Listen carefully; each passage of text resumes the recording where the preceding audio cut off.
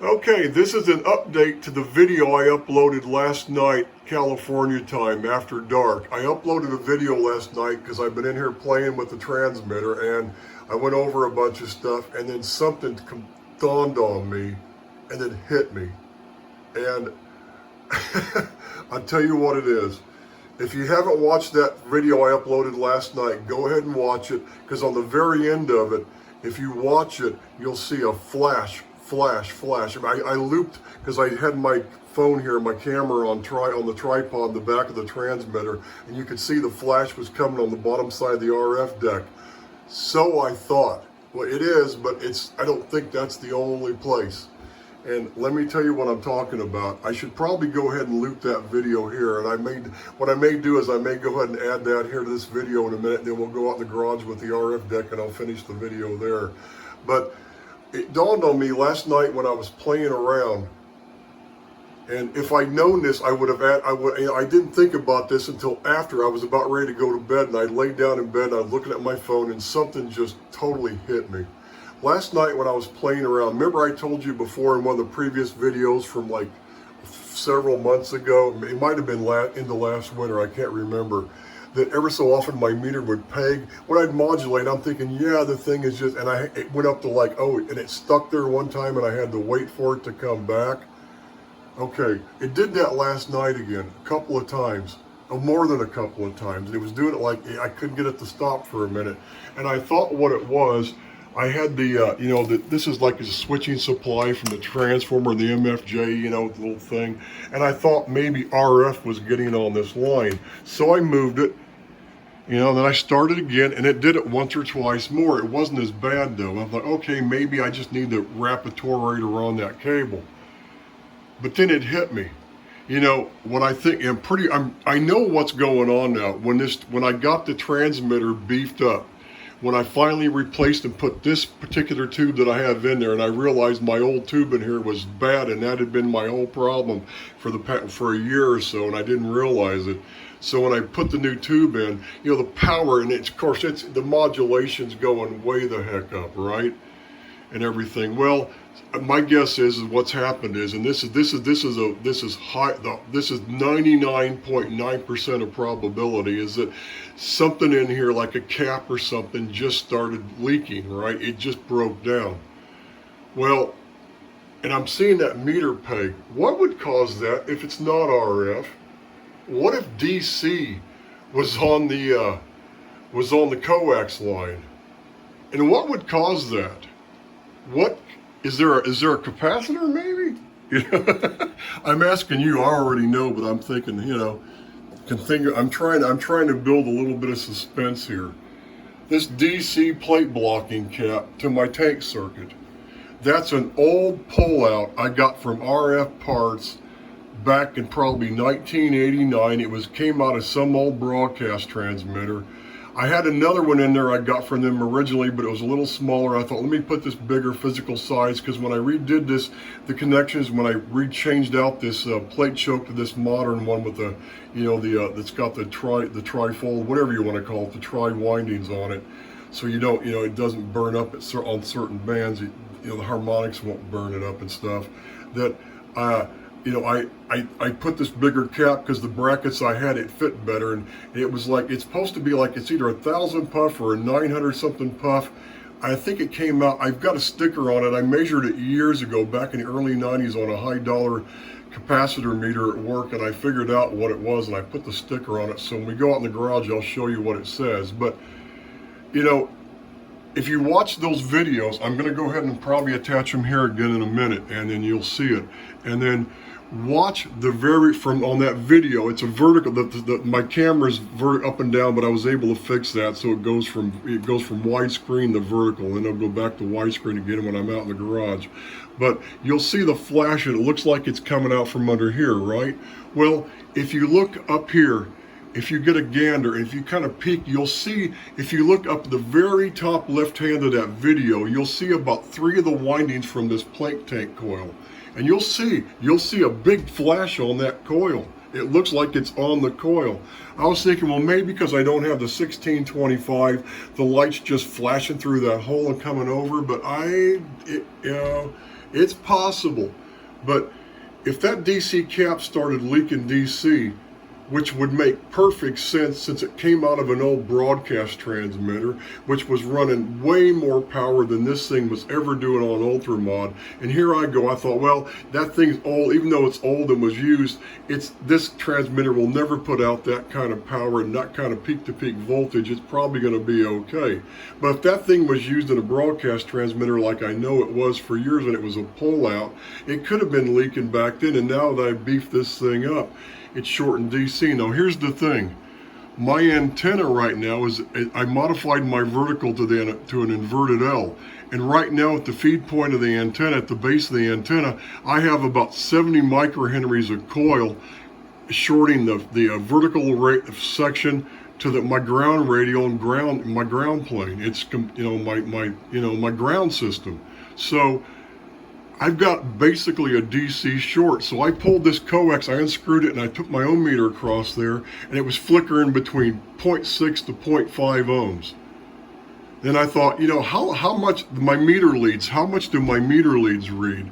They measure 0.3 ohms. So I've got about 0.2 to 0.3 ohms of resistance that this transmitter is looking at, but that's DC resistance. To RF, it's invisible and it's working fine, right? It doesn't hurt anything. But if the DC is starting to short across that, if it's leaking so bad, and this thing's been getting worse and worse and worse, what's going to happen if the DC comes across that blocking cap, that high voltage DC, the plate voltage? You're going to see a discharge like a ground, right? Like on the ground system. Well, if you watch the video, if you're not looking at it on your phone, and watch it, I'm going to go ahead and attach the video. I'm going to loop it about 5 times and watch it. You'll see the flash, most of the flash, you can see it coming from this crack. But if you zoom in and you look right around here, you'll see the big blue flash on the coil. And what's connected to the output of that coil? The loading capacitor to ground, right? It's connected to this. Well, the plate spacing on this loading cap, those plates are like really close together, right? It's going to arc across that cap, and anything else it can find in here to arc across. And if you watch that video, you get the sense. If you watch it on a big screen monitor, I was watching it on my iMac last night right before I went to bed. It's like the whole top of this chassis, it's like it's discharging on the whole thing. It's just you see the biggest flash coming out of these cracks, but that might not mean anything. It might be because it's just going down to the loading cap. So there's 2 possibilities. I think it is.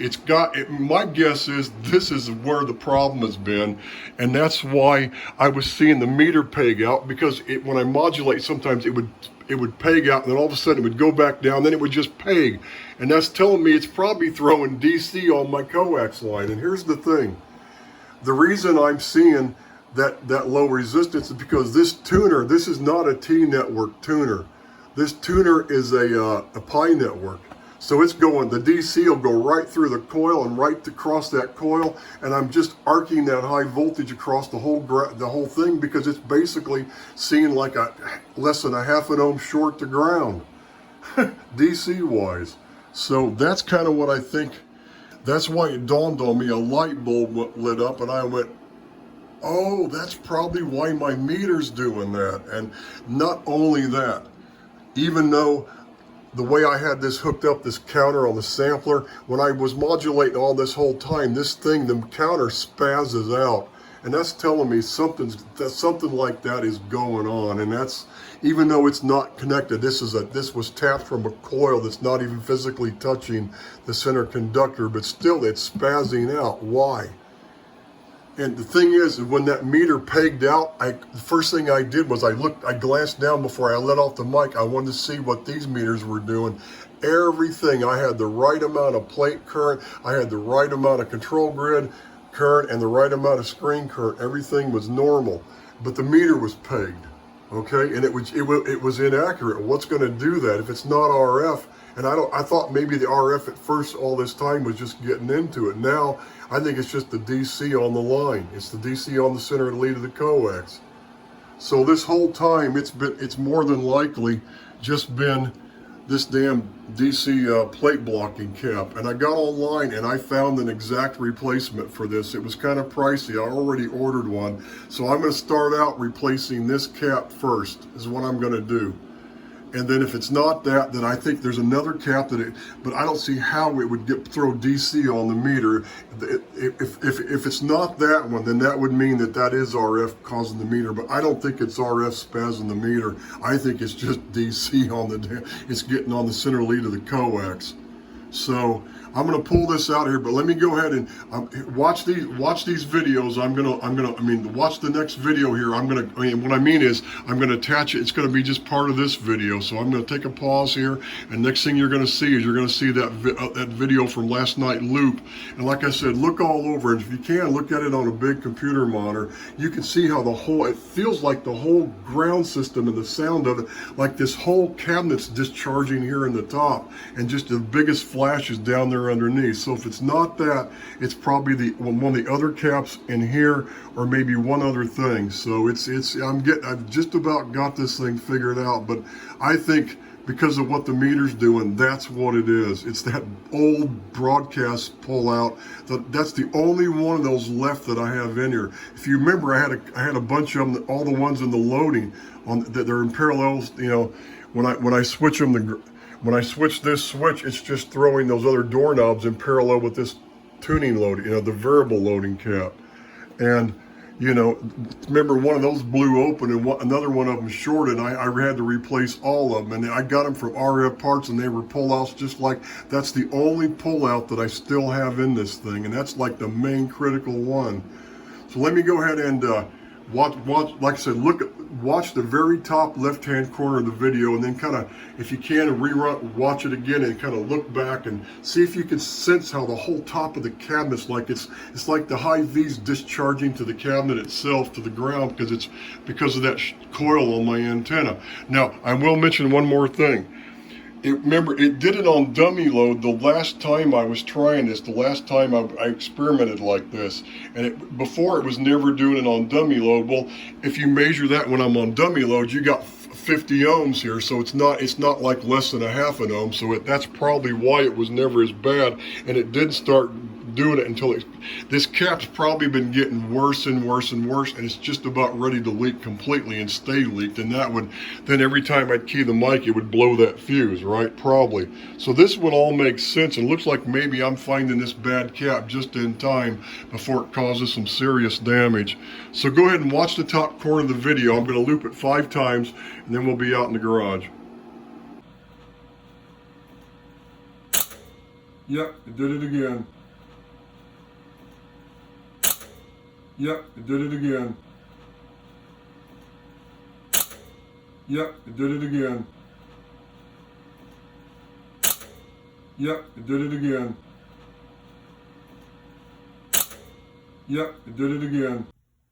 Okay, here we have the RF deck here on the bench now exposed so you can see it. There's that cap. It's a 920 picofarad, 40 kV cap that was a pullout I got from RF Parts, like I said, probably 89, 1990. And when I measured it, I measured this thing with a very high dollar capacitor checker that we used to use at work for all our stuff, and I know it was accurate because it was calibrated and everything. And it was actually low, so that's telling me that I put that sticker on there when I did that, like probably 89 or 90. I think it was 89. So that's when I marked this cap, and it already decreased in value. So that's telling me, and this thing was always kind of dark. You can tell by looking at it. This thing was in a broadcast transmitter for years. It was a pullout, and that's the very last one of those caps I have in this transmitter. I mean, anywhere in the transmitter, anywhere in this RF deck or anywhere else. So I'm going to replace this first, because that's more than likely what's been causing my whole problem. It just keeps getting worse, and it keeps getting worse, and it's throwing DC on the coax. That's more than likely what it is. And if it's not that one, I'm going to change this one first, put it in there, and I have a hunch the problem's going to be solved. If not, if it's still flashing, it might be the series one where I have the voltage divider, how I'm demodulating the screen.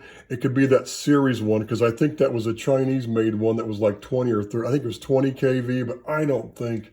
Maybe that could be that one, but that wouldn't throw DC on the coax like what I'm seeing on the meter. unless it is RF on the meter. So that's, you know, if it doesn't turn out to be this one, like I'm almost positive. I mean, this is, you know, all the things that I found on this transmitter, I'm kind of glad, like I said before, I'm glad I went through this process, because I've been able to go through and fix like timing issues and some weak links that I never really thought about before. So now this thing is safer. If something happens on that plate supply on this deck here, it's immediately going to let off on the modulator side plate supply. So that's the thing I'm the most happy with, that and putting that supply on the side of the TR switch to make sure that's going to be more robust and less likely to be affected by RF, and switch faster because it doesn't have to wait for the other relay and stuff.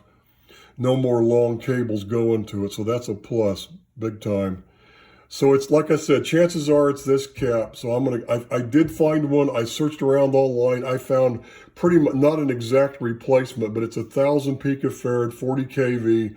I think I measured this, and I think the physical dimensions are almost identical. Same diameter, same length and everything. The length was the same. I did have another one. This is one I got on eBay, probably a few years ago, probably 5-6 years ago. It's a 40 kV 1,000 pup, but see how I couldn't just retrofit this thing in here that easily. I can, but I'd have to put like maybe some spacers. If I thought about just putting this one in here, but the one I ordered, I think is the exact same size. And if I could just loosen up these screws, take them out, slide this one out, slide the other one back in, put the screws in, and I'm done, I'm happy. I don't want to have to modify the bracket. So I figured, let me get the one that's supposed to fit in here like I've got for the size of this hardware that I have in here, so I don't have to change the hardware. So let me do that, and we'll test it, and if it doesn't work, if it's still flashing, then we'll focus on that series one. Now the only other one, this is a new Vishay. This is like a 20 or 30 kV 500 puff going to ground, or if it's 1,000, or I think it's 1,000, or is it 500? I don't remember now. This one's not even hooked up. This one's going to be removed anyway. Oh, by the way, I've had a couple people send me letters and ask me questions, emails about, do I have drawings for my modifications here for this deck? I don't have anything that's currently up to date. What I'll do is, when I get this thing get this problem fixed and I get everything working, I'll probably do another video, and I'll just be sitting here looking down at the schematics or my drawings, and I'll show you what I've done. But this is where the 1625 clamp tube goes. Now, I originally had planned on the 1625 to be connected just directly to the grid of this tube, you know, and have it work with the regulators for the screen, and, you know, have it to where I could make it kind of all work together instead of doing it like with a separate knob like I'm going to do now. And my plan is, what I figured out is to get that 15, remember I have to have this 15K resistor going up the side of this thing, because this end of it has to be where the cap solders down the ground at this end of it, the far end of it, and the high voltage will connect to the bottom end of this. And I thought what I can do is, I'm just going to have a little L bracket that comes up, and I'm just going to put some little ceramic short standoffs off that bracket, and I'm just going to mount it. You know, I'm going to have it the spacing where I can just put the screws right through here, and then I'll just have the capacitor go on the one end of ground and everything, and that'll work. I won't even have this cap anymore. So basically, this is going to be in series with the plate with the cap at the anode end of the tube. But I have to get it up high, and it needs to be ground. I need to have that cap. The cap can't be grounded here. It has to be grounded. It has to be grounded on this end, far end of the. It has to be grounded at the anode end of the tube, and not the other end of the resistor. So that's kind of why I have to do that. But that's my plan on that. And then I'm going to have this. This is the high V wire. So I'll have one of those white high V wires going up, soldered up from there down to here.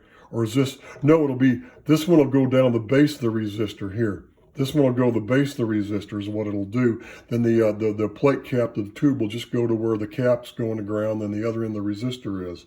So that'll be the way it is. I'll have a wire going from here to there. Then I'm going to have one, I've got to drill one more hole, put a rubber grommet, and I've got to run another wire up. I think it's to the other, it's to the other end of that. So there's a couple things I have to do to finish that, but right now I'm trying to find an L bracket, and I don't have any aluminum. I have a piece of aluminum I could cut and do.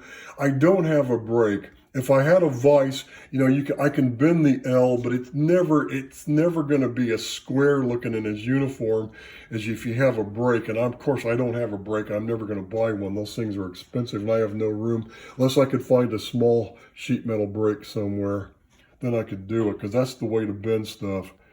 So anyway, let me go ahead and, this is going to be the last video I make on this transmitter until I get that cap in. It'll probably take me a whole week, maybe a week and a half to get it. Hopefully I'll have it by next Friday or next Saturday.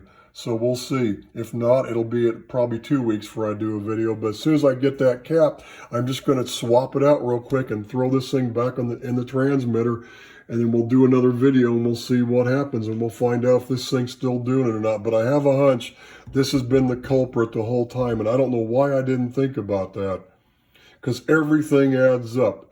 All the problems I've been having, everything adds up to it being that cap. That's the most likely, if you were to apply Occam's razor, that's the most likely scenario. Now, it may not be in the end. It could be something on the bottom, like I said, but let's try this first and see what happens. So that's all for now. This is W5HRO.